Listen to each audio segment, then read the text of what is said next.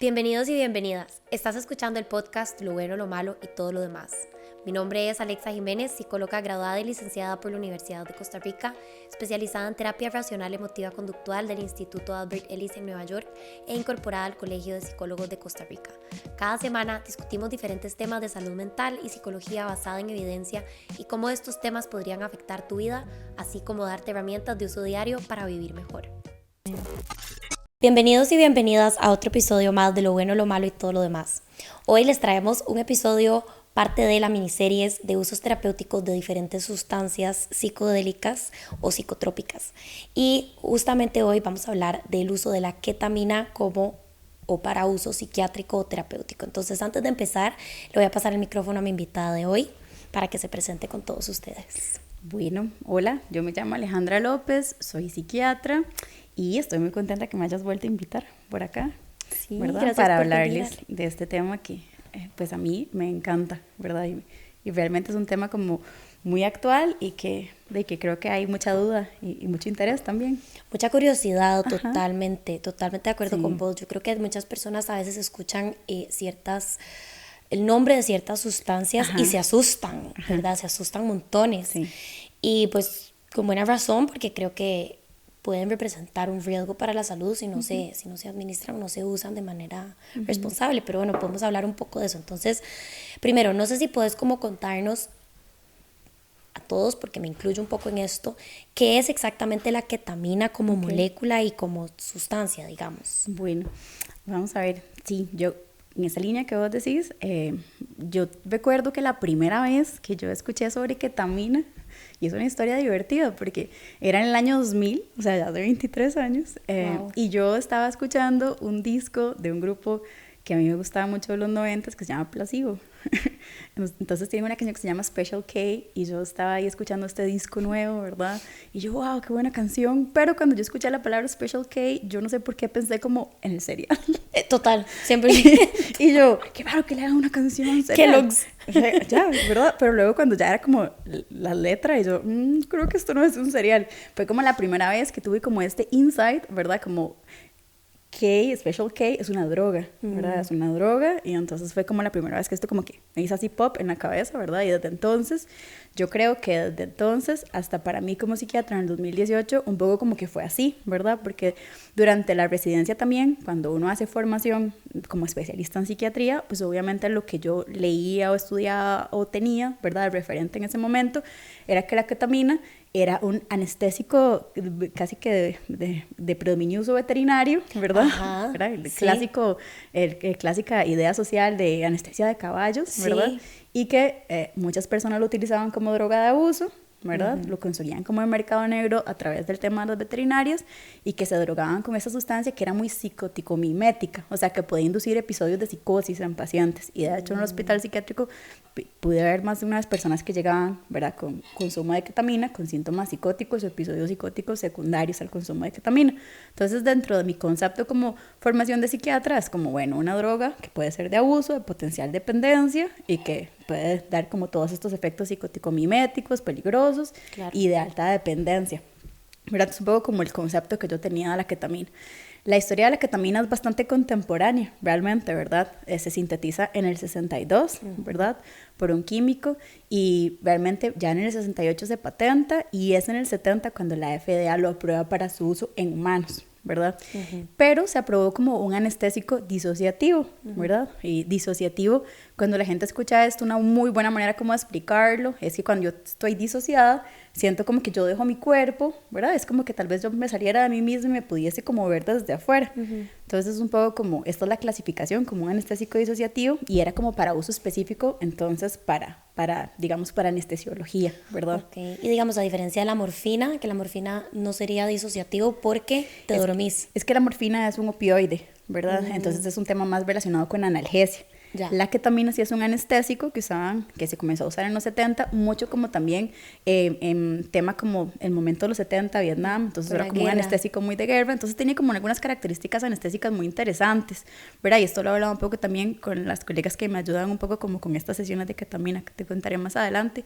Tiene unas propiedades interesantes para los anestesiólogos, ¿verdad? Porque es una sustancia con pocos efectos secundarios, ¿verdad? Relativamente versus otros anestésicos que se puedan utilizar, pero que te da amnesia, o sea, que no recordás, que te disocia, que te da analgesia, o sea, que no te duele y que te puede paralizar. Entonces es como bastante idóneo ahí como para su uso.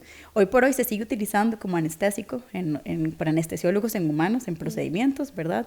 Si tiene todavía algo de uso, es un tema más como de preferencia al anestesiólogo y demás, pero que sí que se utiliza a la fecha y también tiene un uso veterinario, por supuesto, ¿verdad? Sí, o sea que es una sustancia que es legal. Es legal, eso hace una diferencia primordial con todo el tema de los psicodélicos actual, porque podríamos decir que entonces de todos los fármacos, de las sustancias que estén clasificadas como sustancias psicodélicas, es la ketamina la que actualmente no es, digamos, como una sustancia Schedule 1, ¿verdad? Prohibida, sino que es una sustancia que está clasificada como sustancia en la categoría 3, ¿verdad? Que sí, que tiene como algunos riesgos, pero que sí puede ser utilizado en seres humanos. Ok, súper interesante. Yo de hecho había leído y había escuchado que la ketamina se había utilizado mucho en la guerra, como estabas diciendo vos, sobre todo como para que no entraran en shock, para que los soldados no entraran en shock. Sí, claro, imagínate, o sea, te quita el dolor, te disocia, te paraliza, te saca de ahí, te pueden hacer como el procedimiento, no lo recordás, no te duele, estás paralizado. Claro, sí, verdad que les daban como un shot, por así decirlo, de ketamina, no sé si tal vez... Sí, intramuscular, y también a los animales para sedarlos, ¿verdad? Un poco como estos shotguns de sedación, también pueden tener ketamina como para sedar a animales. Ya. Es una posibilidad. Yo creo que el tema es la dosis, claro. es la diferenciación. Claro, ok, entonces bueno, un poco como para ir entrando ya entonces a los usos terapéuticos, porque yo creo que la ketamina ha agarrado fuerza o ha agarrado popularidad en los últimos años como droga de abuso o como para uso recreativo. Sí, en los 80s yo creo que fue como el despegue, ¿verdad? Ya en los 80s yo creo que se extendió y hay muchas formas de administración como uso recreativo. La gente se lo esnifea, lo consume en tabletas, se lo inyecta, se lo pone como una infusión intravenosa. O sea, hay muchos diferentes como medios o administraciones desde la perspectiva recreativa, ¿verdad? Y sí, como que fue muy extendido en los 80s y pues a la fecha yo creo que es algo que todavía se sostiene como consumo recreativo. Sí, exacto. Y que bueno, vamos a ver, yo creo que muchas personas no saben o no conocen que realmente es una sustancia que no es como... que no fue creada o no se usa únicamente como uso recreativo o droga de abuso, sino que tiene todos estos usos como mucho más médicos y mucho más terapéuticos, porque tal vez la conocieron o la escucharon, como decís vos, en ambientes mucho más de fiesta o mucho más de, ¿verdad? Ahora, ya con el tema, digamos, como de usos terapéuticos de la ketamina, aquí en Costa Rica, ¿cómo se está utilizando, desde hace cuánto se está utilizando como una intervención terapéutica? Bueno, de lo que yo recuerdo, como para mi práctica personal, yo en el 2018 fue la primera vez que comencé a ver que se estuviese utilizando. En el Hospital Cima había un colega que lo estaba haciendo y era particularmente como un doctor que había trabajado en Estados Unidos, en donde estaba muy extendido como el uso de las clínicas de ketamina, ¿verdad? Que allá están en todo lado. Entonces, como que tenía un poco más de experiencia en el tema y ya estaba haciendo como acá unas infusiones. Entonces, a partir de ahí como que comenzó a ser ¿verdad? Un asunto ya más presente y ya verlo como sucediendo, ¿verdad? Y esto es en el 2018, ya creo que unos años atrás, ¿verdad? Pues no muchos, 5 años.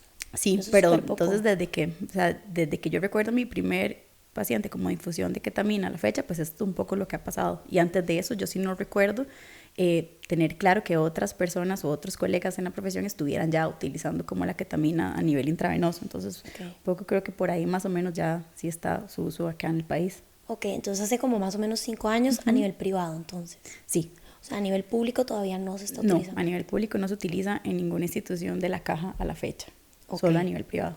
Ok, ahora, más o menos, ¿qué es lo que está pasando a nivel cerebral? O por lo menos no sé si ya se sabe, o si hay una hipótesis, o si ya se ha visto, ¿verdad? Como imágenes cerebrales, pero ¿qué es lo que está pasando en un cerebro?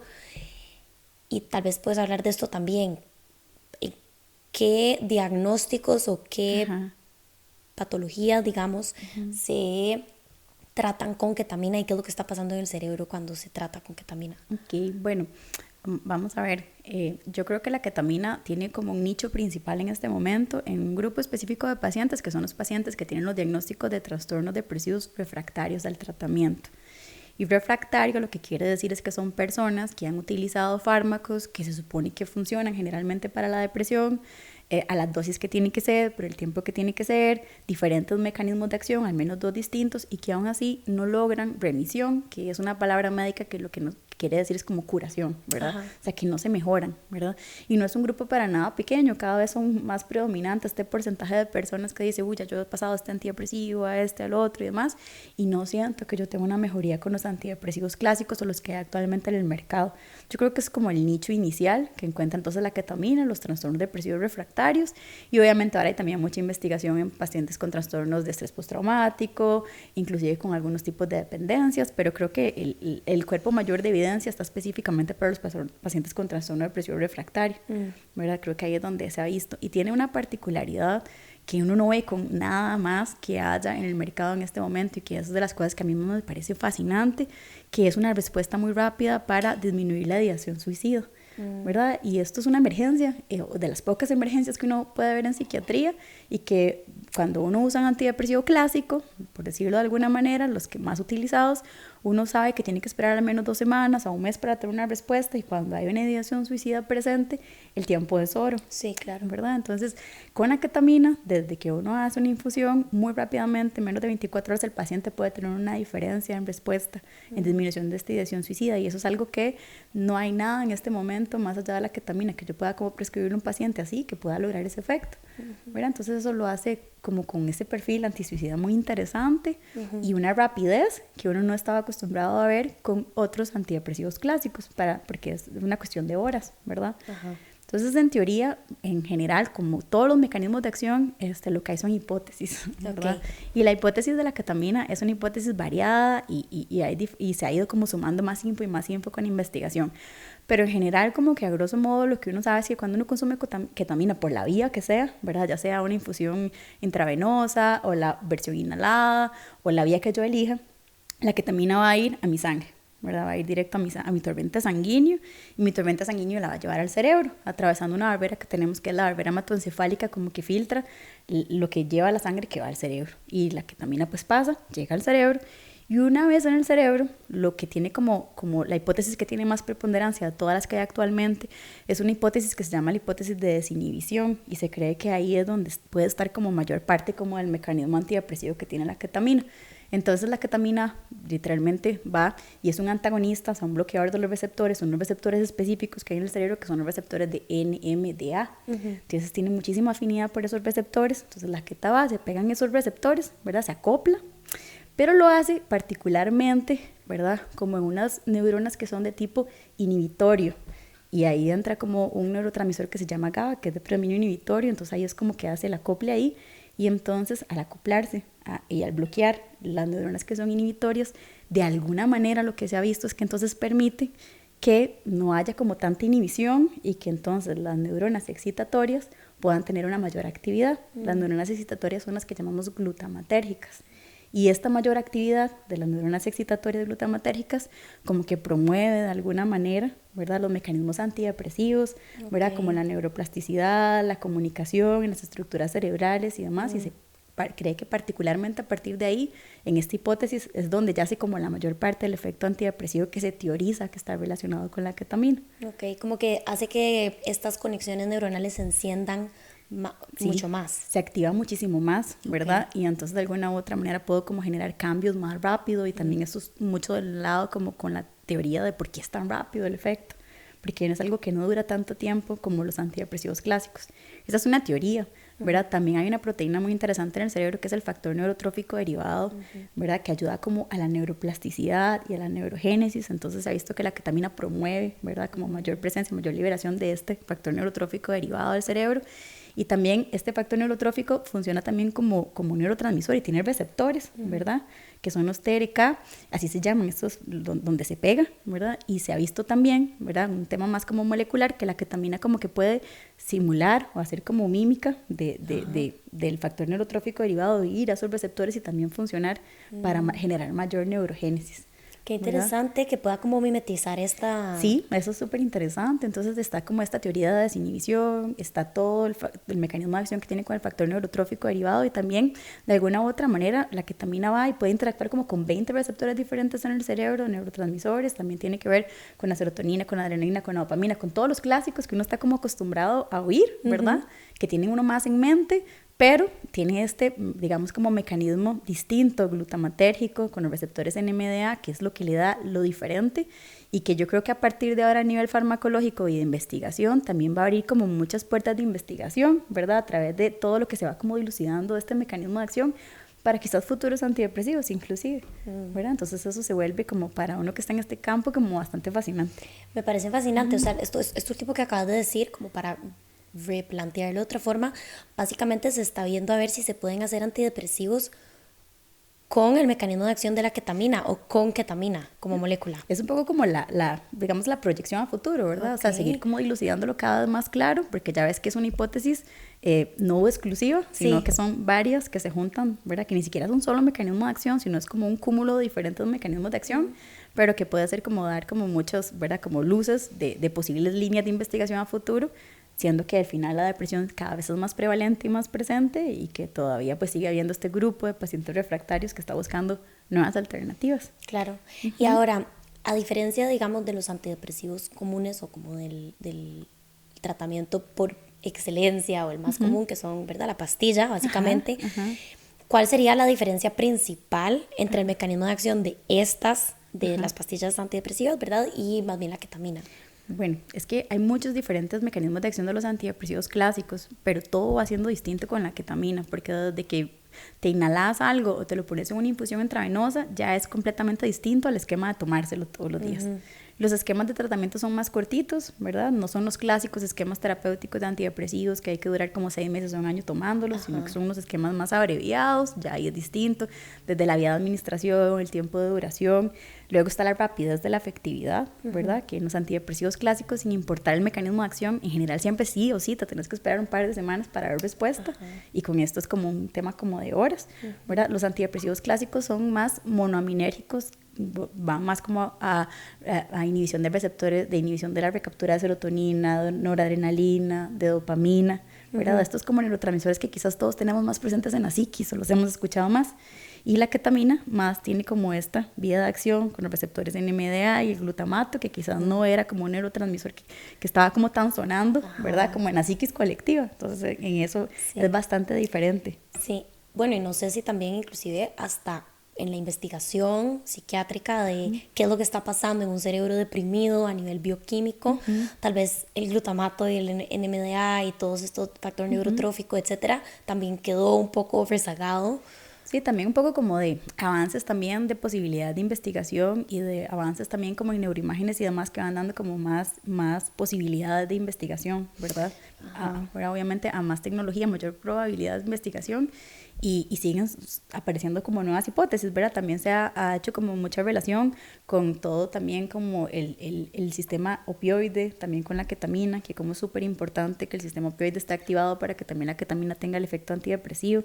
Entonces cada vez como que se va sacando como más info de por qué, ¿verdad? Es que la ketamina funciona como un antidepresivo, se da cuenta de qué es que está funcionando para antidepresivo, y cada vez tenemos como más hipótesis y más info como para irlo teniendo más claro. Claro, sí, súper interesante, y que de igual forma ya se está logrando algo positivo, digamos, con la intervención. Ahora, la ketamina, y esto creo que se me olvidó preguntártelo al inicio, como que vos decís que en los 60s, bueno, ya para el 68 estaba patentada. ¿De dónde se sintetizó? O sea, ¿de dónde viene la ketamina esencialmente? Pues no, esto lo sintetiza un químico así como, ¿verdad? Como directo, o sea, es de diseño totalmente, ¿verdad? Eso lo diferencia como de lo que hablábamos de los psicodélicos, que no es como que viene específicamente como de digamos, como de un hongo o de una planta o demás, ¿verdad? Esto es meramente como de laboratorio, ¿verdad? Un poco muy basado, había como un sistema previo de PCP, que era otro tipo de anestésico que también tenía un poco más como de efectos secundarios, entonces tratando como de mejorar esto, sale la síntesis de la ketamina, ¿verdad? De lo que estaba como previo, que se estaba utilizando en ese momento, pero es un tema meramente de laboratorio y síntesis químico, ¿verdad? No tiene como este componente natural.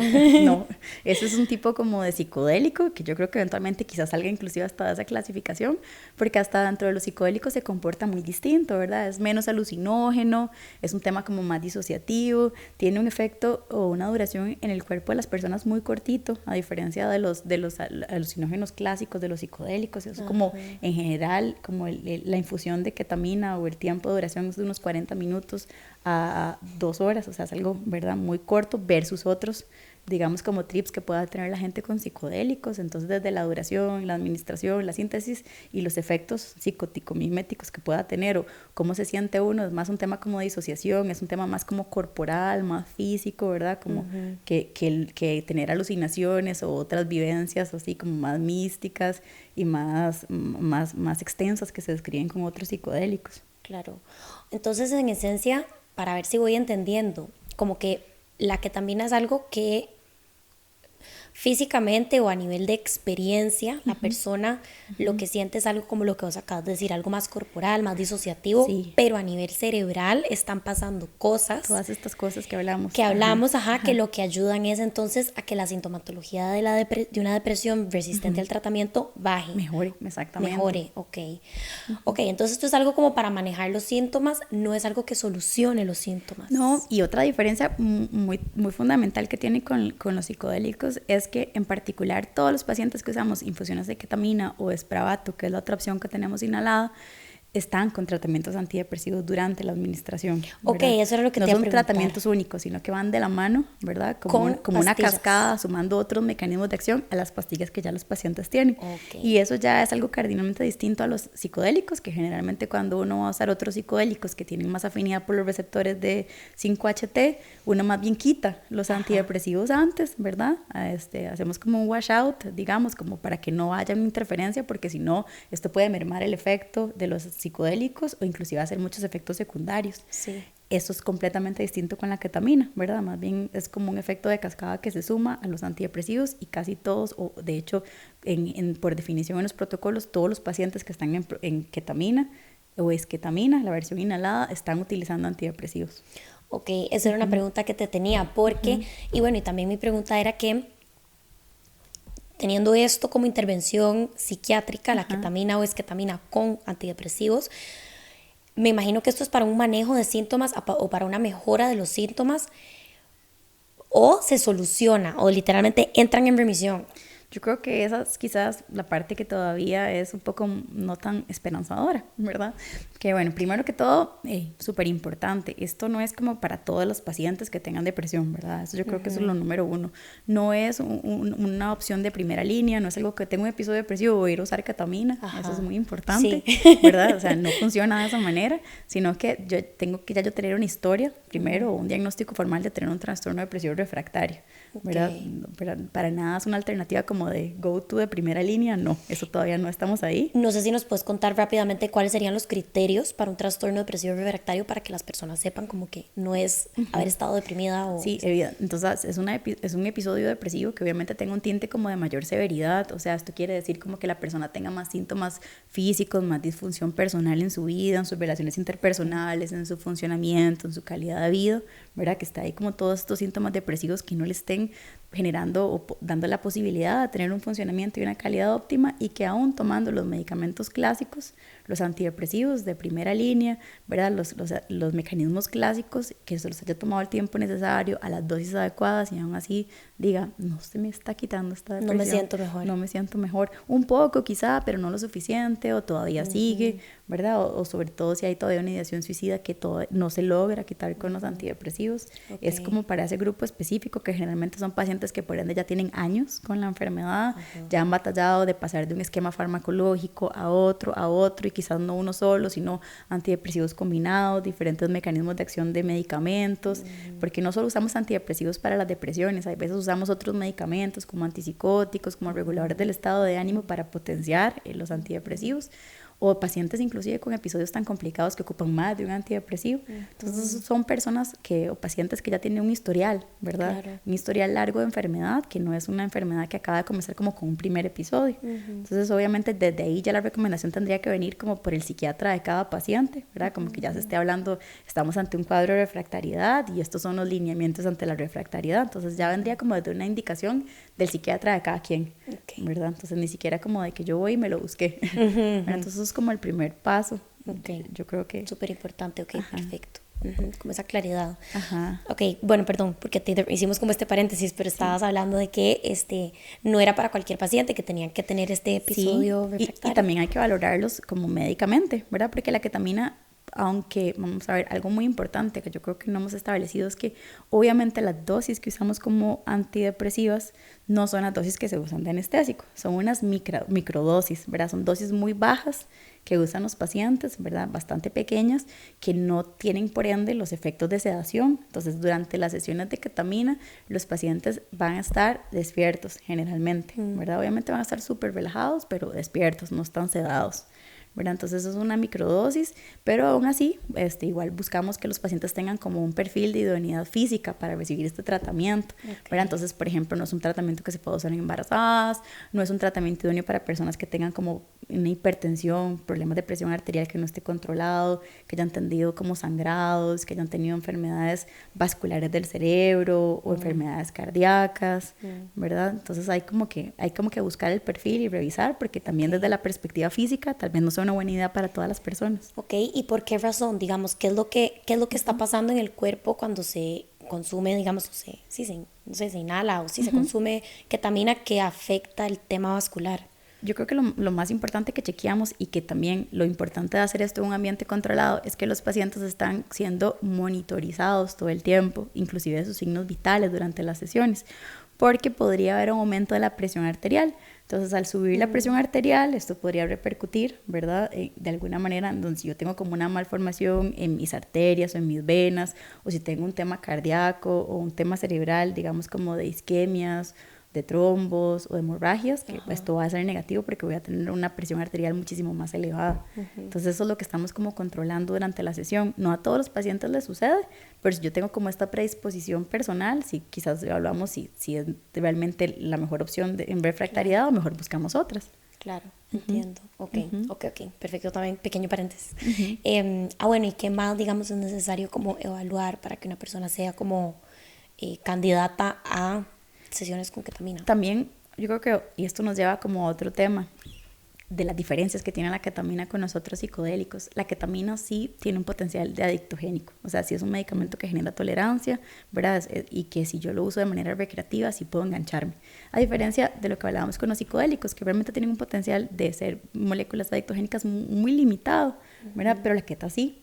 Entonces, quizás en pacientes que uno ya reconozca con mucha predisposición a dependencias, ¿verdad? Que ya tengan este historial personal, quizás tal vez no sea la mejor idea para ellos, ¿verdad? Exponerlos a una situación de que sientan placer con un medicamento que puede ser altamente adictogénico. Claro. Entonces, tal vez ese tipo de pacientes tratamos como de no incluirlos.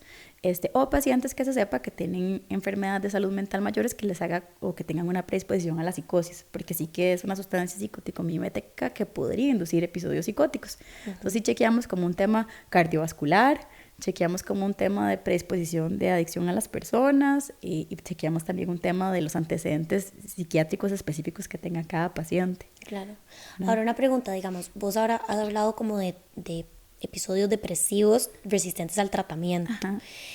¿Estos episodios depresivos resistentes al tratamiento pueden formar parte de otro diagnóstico? Es decir, como una persona con bipolaridad. Sí, de fijo, ¿verdad? En un gran porcentaje. Hay muchos pacientes bipolares que específicamente cuando presentan la polaridad de las depresiones, son depresiones de difícil manejo y son depresiones complicadas y un poco más complejas de las que uno ve en pacientes que no tienen trastorno afectivo bipolar.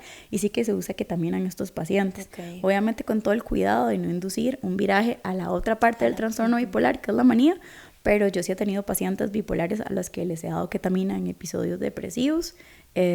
Uno termina como ya haciendo cosas como del expertise, quizás no tantas sesiones, haciendo como algunas variaciones y ir como monitorizando que no se haga esto que llamamos en psiquiatría viraje, como de pasar de la depresión a la manía. Pero sí hay buena respuesta en pacientes bipolares en particular. Qué interesante, porque yo más bien hubiera pensado que no, o que hubiera sido como una contraindicación? Al principio lo pensábamos como una contraindicación, ¿verdad? Yo creo que al principio sí, teníamos como mucho miedo, pero cuando los pacientes bipolares tienen episodios depresivos, sacarlos de allí o el manejo es bien complejo y es un reto terapéutico, pero no como psiquiatra. Entonces igual, sigue no siendo como el go-to de primera línea, pero ya en casos como muy específicos, sobre todo cuando hay una ideación suicida, ¿verdad? Como muy prevalente, muy predominante, es algo que uno sabe que puede tener ahí en el arsenal con obviamente mucha cautela de uso. Sí, claro, porque con esto que vos decís del viraje, algo que yo he observado es que las personas con con trastorno afectivo bipolar de tipo 2 específicamente, creo que es como que, o sea, con el consumo de a veces cualquier sustancia, o sea, algo tan pequeñito como un café, hasta obviamente tan grande como cocaína, ¿verdad? Pero se puede hacer este viraje como de que, boom, termina en una hipomanía, o tal vez no en una hipomanía, tal vez menos, pero como que se aceleran y ya están, o sea, salen como de su estado más basal. Obviamente todos estos usos los llamamos como off-label, o sea, que todavía no están como digamos, como las agencias que regulan los medicamentos, no los tienen aprobados para. En este momento solo lo que está realmente aprobado para el uso de trastorno depresivo es una versión de la ketamina que es la esketamina, ¿verdad? Que es la versión inhalada, y esto está aprobado por la FDA, que es la Agencia Federal de los Estados Unidos, y por la EMA, que es como la versión europea, para el uso exclusivamente en trastornos depresivos refractarios. Todas las demás usos en trastornos, digamos, de estrés postraumático, o en un tema de adicciones, o en un tema de bipolaridad en fase depresiva, son usos que los conocemos en psiquiatría como off-label, o sea que no están precisamente regulados o aprobados para, pero que desde lo que se ve en la clínica, el mecanismo de acción y demás, uno ya hace la idea que va a funcionar, de que va a funcionar, ¿verdad? Antes de que haya la aprobación específica. Ok, entonces la ketamina off-label, como decís vos, también se está usando en trastorno de estrés postraumático y en adicciones. ¿En adicciones cómo? En algunos casos como adicciones al alcohol, ¿verdad? Pero obviamente eso te pone como en el tema de, bueno, es al final de cuentas un medicamento que es como proadictogénico. Entonces yo en particular solo he tenido como un caso de un paciente que tenía como un historial de adicciones. He tratado como de que no sean estos pacientes los que lleven hasta medicación, ¿verdad? Porque siempre está como este riesgo latente que no puedes como controlar todavía, o todavía no hay suficiente como avance de cómo hacerlo, ¿verdad? Entonces también el uso de inclusive como de infusión de ketamina, lo que está realmente aprobado, ¿verdad? Es la esketamina, la versión inhalada. Esa es la que tiene como la aprobación de las agencias, y eso ya es un tema como más político, económico, porque entonces, digamos, si tienes un seguro, por ejemplo, y quieres tramitar esto con un seguro, solo puedes como autorizar o tener una preautorización para lo que esté aprobado por estas agencias. Entonces, si tuvieras como un tema de seguro sucediendo, solo podrías, por ejemplo, como aplicar para la alternativa inhalada, porque es la que tiene esta posibilidad de aprobación de agencias y no para la posibilidad, digamos, de infusión intravenosa. Entonces, pero eso es un tema como más, digamos, de logística y económico. Sí, más burocrático. Exacto. Y con con el trastorno de estrés postraumático, eso también, o sea, son depresiones dentro de personas que tienen este diagnóstico. El tema es que sí, sabrás vos esto, como que las personas tengan diagnósticos puros o únicos es lo más complicado y difícil y lo más infrecuente, ¿verdad? Los seres humanos somos tan complejos que quizás estos diagnósticos nos ayudan a los psiquiatras como para poder encaminar los tratamientos, pero difícilmente mucha gente dice, ay, es que me ponen muchos diagnósticos y me encasillan. No, es que yo pienso que tiene que ver más como con la complejidad, que cada uno tiene su propia historia. Es como muy difícil decir, esto solo es depresión, esto solo es ansiedad, ¿verdad? Casi siempre la depresión y la ansiedad vienen de la mano y el trauma está ahí de fondo. Total. Y al final es un mix de todo sucediendo. Sí, sí, no, totalmente de acuerdo con vos. Lo que pasa es que creo que visualmente o en mi cabeza, y espero que en las personas que nos están viendo y oyendo, ¿verdad? Como que cuando tal vez uno habla de depresión resistente al tratamiento, no sé qué, uno se imagina como este Furby o como este animalillo, ¿verdad? Como súper único y súper alienígena, como, ok, este grupito de personas que lo tienen por acá, y que realmente no, o sea, que realmente este bichillo aparece debajo de una gran sombrilla de otro montón de cosas, ¿verdad? Como hablamos ahora, trastorno de estrés postraumático, trastorno afectivo bipolar, adicciones. Con la esquizofrenia me imagino que es totalmente contraindicado por el tema psicótico. Ahí sí hay una contraindicación, ¿verdad? Específica, ¿verdad? Como está contraindicado en los pacientes que tengan hipertensión no controlada, temas de marcapasos, sangrados recientes, embarazo, igual es la contraindicación para la esquizofrenia, ¿verdad? Porque esto yo creo que sí podría definitivamente empeorar sus cuadros psicóticos y más bien sería en detrimento totalmente para los pacientes. Claro. Ahora, yo te iba a preguntar también en el tema como, porque hay algo que con estos episodios de esta miniserie es que hemos hecho un montón de moléculas. Ajá.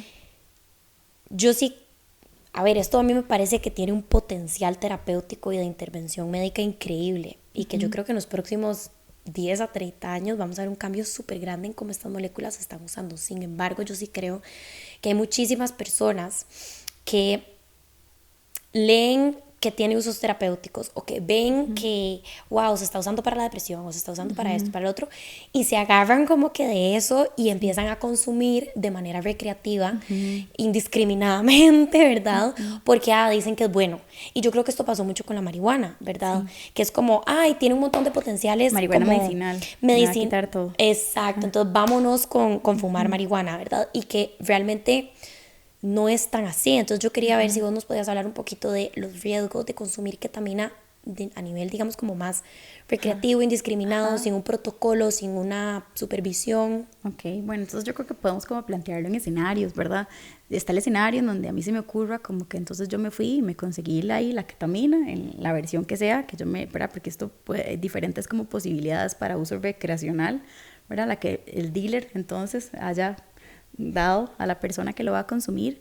No sé la dosis, por ende, o sea, creo que lo hablamos la vez pasada, yo voy y le compro a algún dealer, yo realmente no tengo como una clara certeza de qué me estoy metiendo y en qué dosis, y si esto es una cuestión pura o qué más va ahí, ¿verdad? Pero en general, como es una sustancia que es adictogénica, se genera tolerancia, ¿verdad? Entonces la tolerancia es que yo primero tuve como este efecto con esta dosis, pero para volver a llegar ahí, tal vez la próxima vez ocupo más dosis y así sucesivamente. Entonces esto me lleva como a ir escalando una dosis y que al final esto es un fármaco anestésico, y yo creo que entonces ahí la gente experimenta lo que se conoce como en el mundo del consumo de keta, los K-holes, ¿verdad? En donde yo literalmente, los K-holes es como la versión de cómo sería un bad trip de ketamina. O sea, ¿qué me pasaría a mí si a mí me va muy mal consumiendo keta como droga, ¿verdad? Okay. Entonces, lo que se habla es como estos agujeros de ketamina, los K-holes, eso es como, como el nombre popular, ¿verdad? Okay. Y que se utiliza, es como anglicismo, pero yo no he encontrado como la traducción específica al español. Me imagino que sí, es como la manera en la que se dice como en la calle. En la calle, como sí, un mal trip. Como el mal trip con la keta, ¿verdad? Como que no le haya ido como bien a la persona, y entonces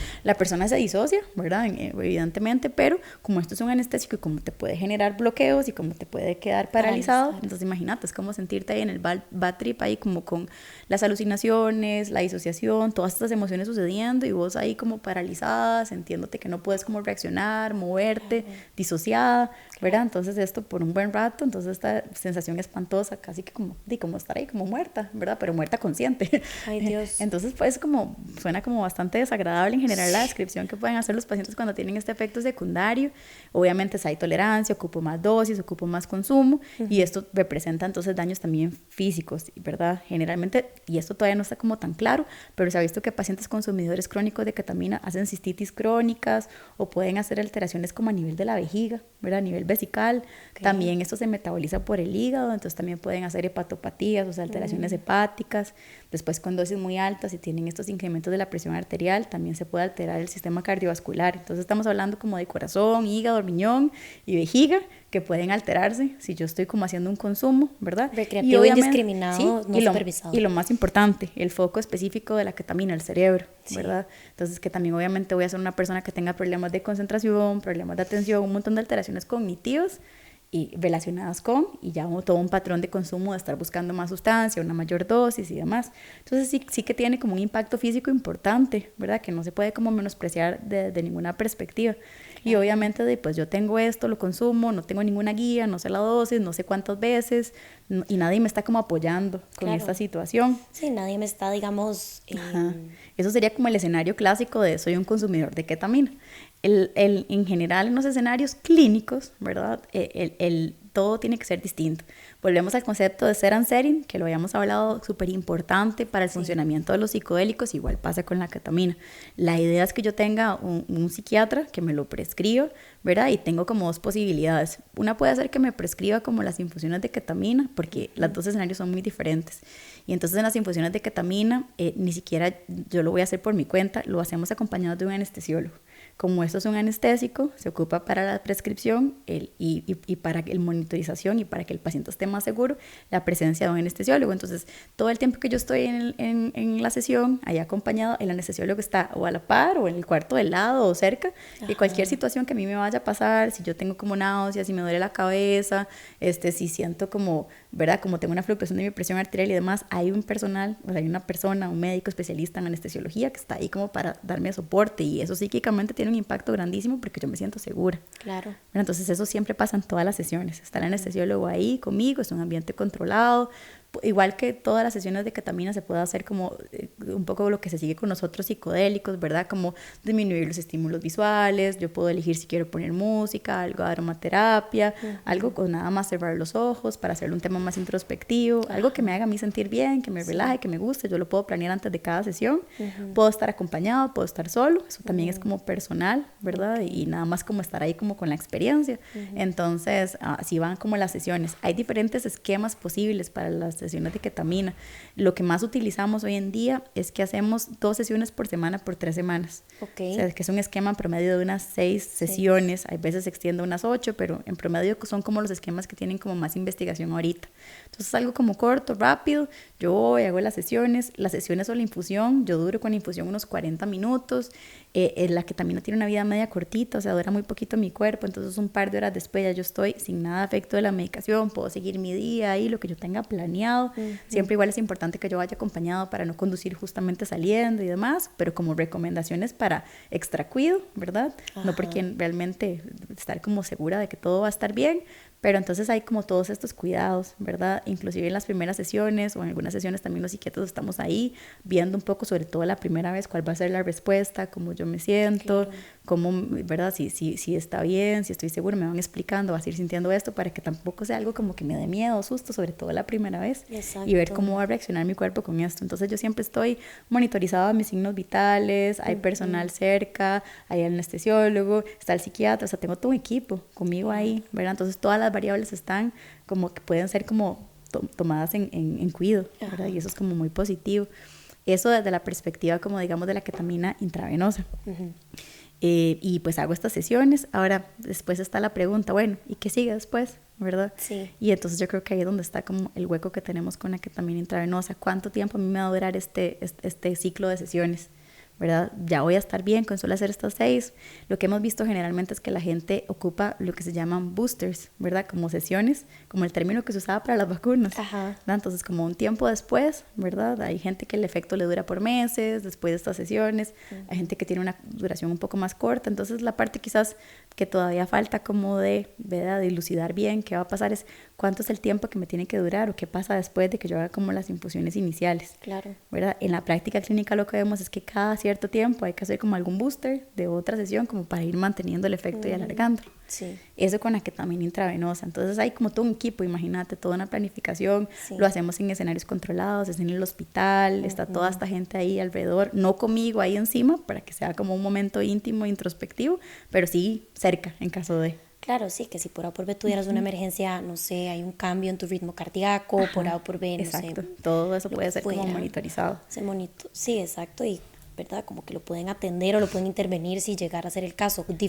Súper diferente a si estás en una fiesta haciéndolo y de pronto... Y te quedaste paralizado, no puedes ni hablar ni decir, hey, me siento mal, ayuda. Wow, ok, o sea, las personas literalmente cuando se paralizan no pueden ni siquiera hablar. No, muchas veces no, dependiendo de la dosis. Aunque quieran. ¿Verdad? Sí, entonces eso suena como algo como lo que muy ansiogénico, creo que debe demasiado. Ser. Pienso en como las parálisis de sueño. No sé si alguna vez has tenido una parálisis de sueño. Yo creo que todo el mundo le ha pasado eso. Yo me imaginé como que podía hacer eso, pero peor, cuando uno se quiere levantar y no se puede como mover, y uno es como, ¿qué está pasando? Ya me levanté, pero no puedo. Yo me imagino eso, versión exponencial, exactamente. Uy, sí, suena espantoso y yo creo que es un riesgo como que me parece súper importante ponerlo sobre la mesa porque definitivamente a veces se agarran, o yo he visto que muchas personas son como, pero esto es bueno, ¿verdad? O sea, por ejemplo, como con la psilocibina o con la marihuana, ¿verdad? Que es como, pero inclusive con el MDMA, ¿verdad? Que está como muy de moda, que es como, pero esto es bueno, esto tiene usos terapéuticos. Yo escuché que esto servía.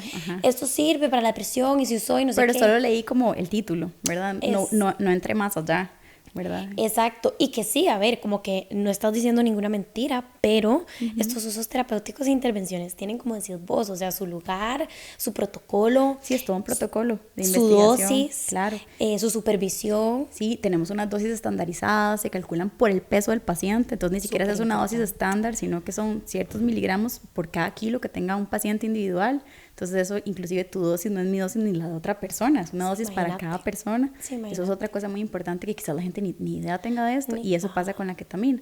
Después tenemos otra posibilidad, que es la esketamina. Que es la inhalada. ¿Verdad? Que es la versión inhalada, que es, ¿verdad?, de la ketamina, que quizás esto es, todavía, yo creo que la pregunta es, bueno, ¿qué es una mejor alternativa? Todavía no hay como una evidencia clínica que diga una es más efectiva que la otra. Hay teorías, por un lado se dice que esta versión de ketamina es como más potente, otra gente dice no, pero es que la intravenosa tiene una disponibilidad mayor porque como toda va directo en la vena y esta nada más es como que se inhala. Entonces todavía lo que sí no está como claro hoy por hoy, al día de hoy, es habrá una más, ¿verdad?, como más efectiva que la otra, ¿no? Pero uno quizás tal vez ve que con la esketamina en la inhalada es un poco los episodios disociativos un poquito más controlados, menos intensos, ¿verdad? Igual en este caso ya no es necesario como la presencia del anestesiólogo en el contexto, pero sí igual está uno con el paciente, igual está todo el equipo que lo está monitorizando, igual se le monitorizan los signos vitales, el paciente inhala esto, ¿verdad? Desde la nariz, solito lo hace, entonces es como menos invasivo el tema que no tenés como una vía, ¿verdad? Y todo esto, sino que estás como un poco más libre físicamente, ¿verdad? Y si es este protocolo que se comercializa, que es a diferencia de la ketamina es súper barata, no hay como ningún tema como de casa farmacéutica detrás, porque ya es un fármaco viejo, ¿verdad? Entonces no hay como todo un tema de industria detrás. Sí. Con la esketamina, la versión inhalada, sí, ¿verdad? Hay toda una industria médica y toda una casa farmacéutica detrás, tiene unos costos mayores, por ende, de uso, ¿verdad? Entonces, sí, también tiene un protocolo como de un uso más crónico. Los pacientes comienzan usándolo 2 veces por semana el primer mes, el siguiente mes lo usan 1 vez por semana, las inhalaciones, el siguiente mes y hasta 6 meses, 1 vez cada 15 días. Entonces, es un protocolo como un poquito más crónico, el paciente está como, ¿verdad?, menos invadido desde la perspectiva como de vías y demás, si tiene que pagar un costo mayor, ¿verdad? Pero es como de alguna manera como más sencilla la administración. Me imagino que esto tiene que ser una intervención cara. Sí, sí lo es, carísima. O sea, costosa tal vez es la palabra. Sí, sí lo es, muy costosa. El Spravato, que es la versión de la esketamina, lo es desde el costo de la molécula, y la ketamina, que es baratísima como molécula en general, el frasquito de ketamina, quizás se vuelve como costosa por todo el equipo que está detrás, ¿verdad? Todos los costos que tienen que ver con todo el apoyo que recibe el paciente ¿verdad? Claro, durante las sesiones, digamos, o durante el... Exactamente, entonces yo creo que eso es lo que le suma costo. En términos de dinero resulta ser un poco más costoso hacer la versión inhalada que la versión intravenosa, ¿verdad? A la fecha, pero las dos están disponibles y sí, yo creo que la limitante mayor que se tiene es el acceso, ¿verdad? Claro. Que yo pueda como costear esta intervención, porque termina siendo ¿verdad? Varios, como un porcentaje de dólares alto que tengo que ir pagando, porque no es una sesión, son como sostenidas. 8, digamos, en promedio 6, 8. 6, 8 inicialmente, y con el otro es un esquema de 6 meses. 6 meses. Ajá, que termina siendo como unas 20 sesiones en promedio. Entonces, ¿verdad? Es un tema como que yo creo que quizás lo que limita el mayor acceso de las personas es el tema de poder costearlo o no poder costearlo. Claro. Esa es la parte triste que tiene ahora. Sí, qué bueno. Ojalá que con la investigación y con el avance en las intervenciones se pueda ir pues adoptando, que los gobiernos lo puedan ir adoptando para sus sistemas de salud pública. Exacto. Creo que eso sería lo ideal, ¿verdad? Pues sí, porque al menos con la versión de la ketamina intravenosa, yo creo que todos los hospitales de la caja tienen todo este aparato necesario para que funcione, ¿verdad? Y no es una molécula cara. Costosa. No es costosa. Las ampollas, pues no. Exacto. Ahora, me imagino, o no sé, digamos que estos pacientes que están recibiendo la intervención con ketamina de cualquier forma necesitan un acompañamiento psicológico. O sea, o esto puede venir como a sustituir esto, digamos. No, para nada. Okay. Nunca se sustituye eso. No hay nada que lo sustituya, ¿verdad? En este momento. Y de hecho, esa es la parte de integración de las sesiones. Dependiendo como de los recursos, el deseo y el gusto, hay pacientes que inclusive les gusta, ¿verdad? Durante las sesiones, tener al terapeuta ahí, tener como esta apertura y poder como hablar durante la sesión y darse la oportunidad como de sacar con toda esta conexión que están sintiendo, ir relatando cómo se van sintiendo, ir integrando en el momento. Y otros pacientes que prefieren como tener la experiencia y luego en sesiones subsecuentes que uno se vea con los pacientes, integrar, ¿verdad? Como esto pasó, esto sentí, esto me sucedió, porque algo muy cool que pasa con estas sesiones es que todas son distintas, o sea, ninguna sesión se repite, cada experiencia que tiene un paciente con sesiones de ketamina o esketamina es diferente a las otras, ¿verdad? Entonces cada una me da como un insight diferente, una situación distinta, ¿verdad? Unas ideas diferentes, unas percepciones diferentes, se pueden repetir algunas cosas, pero en fondo terminan siendo diferentes. Claro. Entonces siempre la idea es que yo vaya a tener un acompañamiento donde yo pueda ir como integrando, también un poco viendo cómo me siento, si estoy tolerando, hay un rango de dosis, si tengo que aumentar el tema de la dosis, uno comienza con las mínimas dosis, pero hay un rango para subir las dosis dependiendo de cómo se sienta el paciente y las respuestas que uno vaya viendo. Entonces hay como mucho trabajo terapéutico que hacer, ¿verdad? Para después, ¿qué queda? Claro, eso es como lo que me imagino de ir como cambiando un poco o de ir reforzando estas nuevas perspectivas o estas nuevas creencias o ir botando creencias viejas. Que la respuesta, y algo muy interesante, no está de la mano con el trip que yo tenga. O sea, es un poco la pregunta, ¿es importante que yo tenga como esta mega experiencia disociativa para que la ketamina me funcione como antidepresivo? No precisamente, ¿verdad? Independientemente de si tuve como una mega sensación, una mega experiencia disociativa o no, o tuve una pequeñita más autolimitada, el efecto depresivo igual sucede, ¿verdad? No va de la mano con esto. Pero esta experiencia en particular sí me puede dar como muchos insights, ¿verdad? O muchos temas como a trabajar y a tratar después, como para ir también integrando y avanzando, ya no desde la perspectiva farmacológica, sino como desde la perspectiva de psicoterapia. Exacto. ¿Verdad? Y ir sumando más cosas que voy haciendo para estar mejor. Exacto, desarrollando herramientas, potenciando. Exacto. Ok, sí, porque yo creo que eso es algo importante tal vez, y esto yo creo que también se ha visto con otros psicodélicos, como por ejemplo la psilocibina, la ayahuasca, el DMT. El NMDA, o sea, que ese básicamente si no tienes psicoterapia no funciona. Exacto. Yo creo que ese es el más contundente de todos, ¿verdad? Que está para estrés postraumático, pero solo y única y exclusivamente de la mano de la psicoterapia. Exacto, si no, que yo creo que muchas personas no lo... por lo mismo, ¿verdad? Porque se ha popularizado mucho, se escucha montones en redes, en todo lado, ¿verdad? Que la psilocibina no sé qué depresión, que la ayahuasca no sé qué estrés postraumático, y como que casi que se vende como esta pomada canaria de que te va a solucionar toda tu vida, que te va como casi que a reiniciar el cerebro, y no se ve o no se habla de que, como acabas de decir vos, o sea, la experiencia puede darte muchos insights, pero si no haces nada con esos insights... y si quedan no, ahí, los perdés, y es muy valioso, eso no lo obtenés todos los días, ¿verdad? Yo creo que uno ha aprendido que algo que suene muy bueno, es muy bueno para ser cierto, ¿verdad? Siempre hay como tiene que haber un catch. Tiene que haber, hay diferentes temas, ¿verdad? No todo siempre es perfecto, por eso hay muchas... Si hay muchas alternativas es porque lo más probable lo que quiera decir es que pues, no todas las alternativas funcionan para todas las personas, ¿verdad? Hay una para cada quien.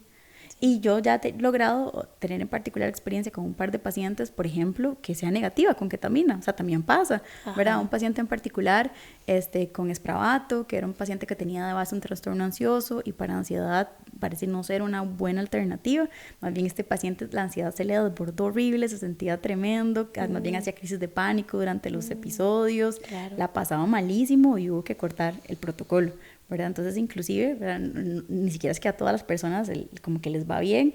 He tenido pacientes que han hecho los protocolos de Spravato sin respuesta antidepresiva, ¿verdad? Como con mucha frustración. Son los menos, pero ha pasado. O sea, ya yo tengo en particular casos donde yo digo, la respuesta no fue la que yo estoy acostumbrada a ver o la que yo hubiese querido, ni para mí, ni para el paciente. Y mucha frustración de por medio porque de paso, ¿verdad? Incurrieron en un gasto económico altísimo sin tener esta respuesta. Y si yo estoy refractaria, estoy desesperanzada, me siento mal, hago esto que parece que es breakthrough y que le sirve a todo el mundo y a mí no, más desesperanza todavía encima, ¿verdad? Claro, totalmente. Entonces yo inclusive, pues yo creo que ya en particular he tenido 3 casos de pacientes que no ha ido como yo quisiera y que ha habido que parar los protocolos, ¿verdad? Entonces de ahí que te quede fijo que no, que una pomada canaria no es. Sí, que no es la solución para todo, ni mucho menos, y que yo creo que es importante que se hable así, o sea, que se hable de todos sus potenciales beneficios y usos e intervenciones, pero que también se sepa que pues como cualquier otra sustancia, o sea, tiene sus limitaciones y cualquier persona, empresa o no sé, retiro, lo que sea, que venda estas sustancias como la solución mágica a todo, debería de ser vista con Sí. mucho, mucho cuidado. En el mundo se ha extendido mucho, sobre todo en Estados Unidos, las clínicas de ketamina, ¿verdad? Es todo un negocio, ¿verdad? De dinero ahí que hay detrás, ¿verdad? Y entonces, obviamente, y en muchos países de Latinoamérica también, en México hay un montón de clínicas de ketamina, aquí en Costa Rica igual ya hay también clínicas de ketamina en los hospitales, o sea, es una cuestión que ya está extendida a nivel global, y obviamente al haber una mayor cantidad de oferta, ¿verdad? Eso también hay diferentes rangos de precios, ¿verdad? Y yo creo que entonces lo más importante es como también chequear como qué me ofrecen, ¿verdad? Si es algo como demasiado barato, donde yo nada más voy a ir, me voy a poner la ketamina y ya, y vaya, salga, ¿verdad? Yo creo que a partir de ahí ya suena sospechoso, ¿verdad? Claro. Porque si yo no estoy en un entorno de confianza para sentirme bien, si no me evaluaron mis factores de riesgo físicos y psicológicos antes de esto, si no me dan un acompañamiento durante la terapia, si no tengo un espacio para integrar todo lo que pasó, si no siento que está toda esta persona como teniendo estos cuidados por tener una alternativa más barata, quizás el outcome final, la respuesta, no vaya a ser la expectativa, ¿verdad? Entonces yo creo que es algo como que también hay que poner atención a eso ahora que cada vez van a salir más opciones para las personas de acceder. Sí. Como dicen como los papás, que lo barato sale caro, digamos. Sí, al menos. Al rato y tenés un efecto iatrogénico, o sea, terminas peor de lo que llegaste. Sí, no sé. Y sobre todo porque yo creo que lo que sí nos queda a todos clarísimo con el asunto de esta nueva modalidad de psicodélicos es que el set and setting y todo lo que hay alrededor impacta en la respuesta que yo vaya a tener. Total. Sí. Eso es importante, no se puede olvidar. Claro que no es solo la molécula, sino son otro montón de factores contextuales súper importantes. Sí. Ahora, a modo de conclusión, no sé si hay algo que te parece importante mencionar, que no hayamos mencionado, algo que no querés que cerremos el episodio sin vos haber dicho. Bueno, yo creo que pues a mí todas estas conversaciones y estas nuevas moléculas, ¿verdad? Me generan muchísima emoción, ¿verdad? Porque son cambios de paradigma en todo lo que son tratamientos de salud mental. De lo particular que a mí me llama la atención de la ketamina y de las ketaminas es que tenemos el chance de usarla hoy mismo, ¿verdad? No estamos esperando, ¿verdad? Como con otras moléculas, a ver qué va a pasar, si se va a aprobar, si se va a legalizar, si va a estar en disponibilidad. Esto ya está hoy, ¿verdad? Ya ha estado en los últimos años, entonces esto es lo interesante, que es algo que si lo queremos usar ya está, no hay que esperar, ¿verdad? Entonces ya cada vez hay más experiencia clínica. Algo que me parece fascinante de la ketamina y es como la rapidez en su efectividad, esta posibilidad de disminuir la ideación suicida. Yo creo que eso es algo que necesitábamos, ¿verdad? Desde la perspectiva de salud mental, porque el suicidio es una constante. Sí, bueno, para nosotros. Una emergencia de salud pública.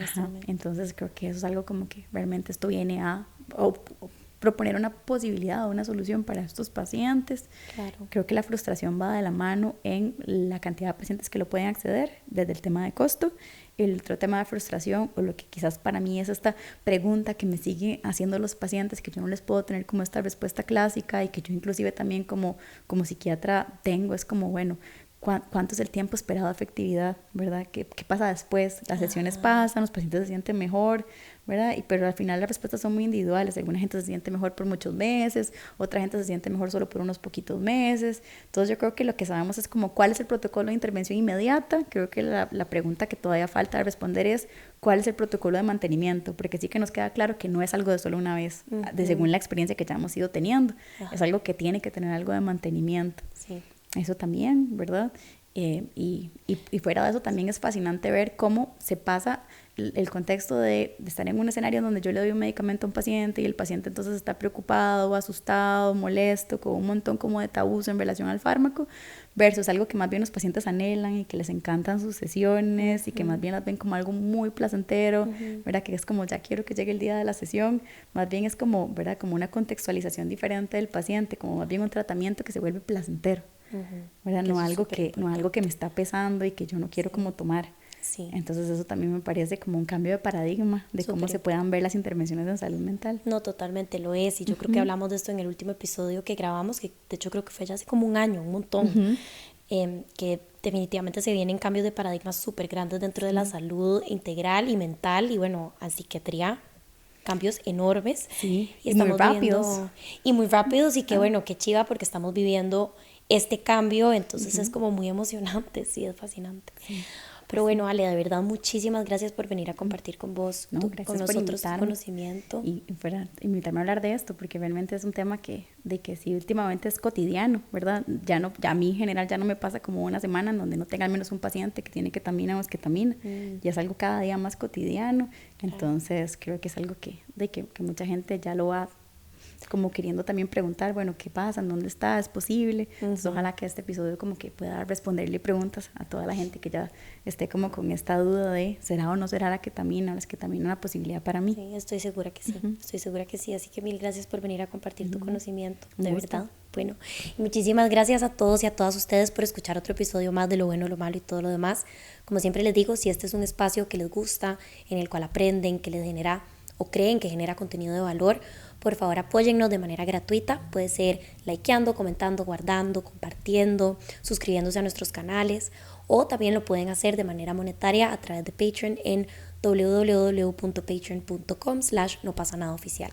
Muchas gracias por escuchar y ver. Nos vemos en el próximo. Chao.